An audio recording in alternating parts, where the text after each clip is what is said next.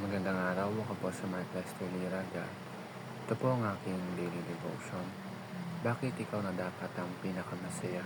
Special Grace na tinalakay po ni Pastor Russell Ocampo sa 365 Daily Devotion.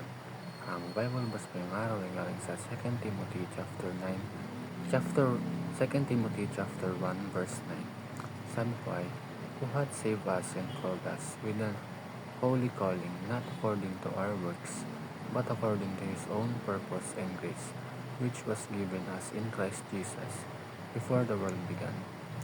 Ang pinag-uusapan natin ngayon ay ang tinatawag na special grace. Ito ay tinatawag na saving grace.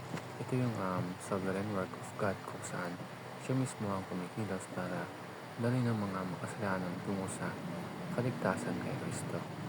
Unlike sa common grace na ibinibigay niya sa lahat ng tao, yung araw, ulan, hangin, pagkakataon ng buhay, ang special grace ay effectual at particular. Ibig sabihin, ito ay para lamang sa mga tinawag at pinili niya, para sa mga tunay na mananampalataya. Hindi ito nakukuha dahil magaling ka, hindi ito binibigay dahil mabait ka. Ito ay galing lamang sa eternal love at covenant mercy ng Panginoon sa pamagitan ng Kristo. So, bakit nga ba, bakit nga ba ikaw ang dapat ang pinakamasaya?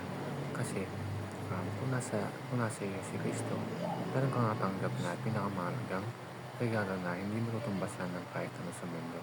Hindi ito pera, hindi ito fame, hindi rin ito success sa karir. Ito ay grace ng Diyos na nagligtas sa iyo mula sa kasalanan at kamatayan. At ang first teaching is, common grace is for all people. Lahat tayo ay nakakaranas ng blessings mula sa Diyos, kahit believer o unbeliever ka. Pero tandaan natin, hindi lahat ng blessings ay equal sa kaligtasan. Yung common grace ay nagpapakita lang ng kabutihan niya, pero hindi ito sapat para iligtas tayo. Second is, special grace is for believers only. Ito yung nakakamangha.